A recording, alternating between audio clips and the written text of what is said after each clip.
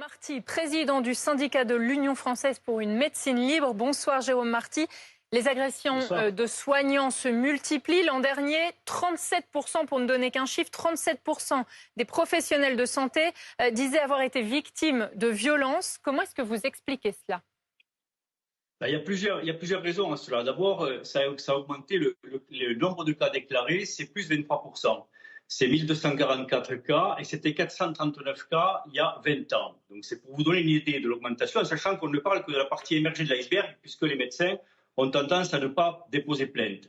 Ça s'explique pour plusieurs faits. D'abord, il y a le fait sociétal. Il y a la pénurie de médecins, les difficultés à trouver un médecin qui va rendre les gens plus énervés, des gens qui sont en fleur de peau et qui peuvent amener cela.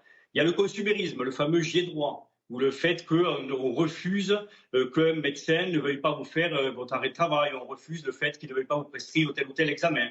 Il y a la période Covid, avec les discours haineux qui ont eu lieu, les discours anti-vax, les faux discours qui ont désigné les médecins comme coupables en quelque sorte. Il y a une certaine responsabilité des politiques, il faut bien le dire, qui font des médecins des boucs émissaires, qui les rendent responsables des déserts, qui les rendent responsables de la hausse des dépenses, qui les rendent responsables de toutes les difficultés que rencontrent les médecins, les Français face au secteur sanitaire.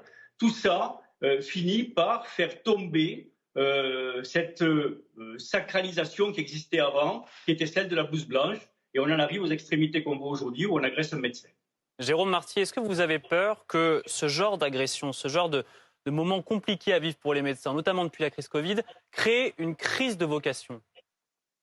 Elle existe déjà, la crise de vocation, vous savez, elle existe déjà. L'Ordre, il y a quelques semaines, a alerté sur ce qu'ils appellent l'abandonnisme, c'est-à-dire des jeunes qui ont décidé de faire médecine et qui en 7e année, 8e année, 9e année abandonnent parce qu'ils disent « le jeu n'en vaut pas la chandelle ». On a tellement rendu non attractif ce métier, on l'a tellement alourdi par une pression administrative terrible et, passez-moi le terme, souvent débile. On l'a tellement alourdi par des temps de non-soins. On a tellement méprisé, et le respect, ça commence en haut, par des tarifs qui n'ont plus aucun rapport avec le rôle et la responsabilité, que oui, cette crise de vocation, elle existe déjà.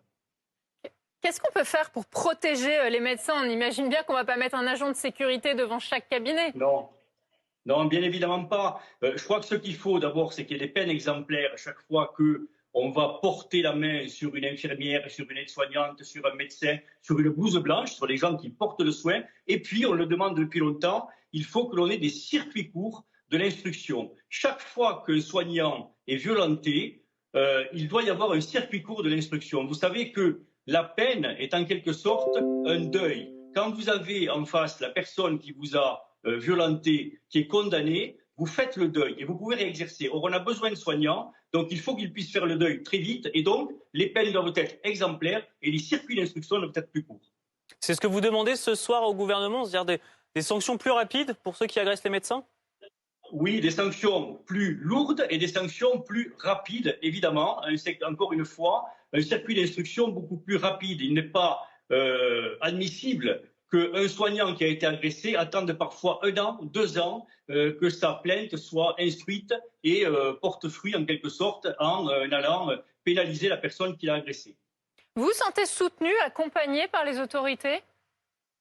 Non, très franchement non. Très franchement non. On ne l'a pas été pendant la Covid, vous le savez. On a eu des tas et des tas de menaces de mort. On a des médecins qui ont subi des violences. On n'a jamais eu le moindre soutien. Alors, quand des politiques se sont fait agresser pour les mêmes faits, ils ont eu du soutien et c'est normal, c'est la corporation politique, mais il n'est pas normal qu'on n'ait pas cherché à protéger, à soutenir les médecins et on a laissé comme ça les choses se dégrader progressivement. Alors aujourd'hui, c'est plus la problématique Covid, mais on voit bien qu'aujourd'hui, on a une société qui devient de plus en plus violente, de plus en plus barbare et c'est barbare que de s'attaquer à un médecin, à une blouse blanche, à quelqu'un qui porte le soin et il faut vraiment que à la fois le ministre de la Justice, le ministre de l'Intérieur, le ministre de la Santé se saisissent pleinement de cet état de fait.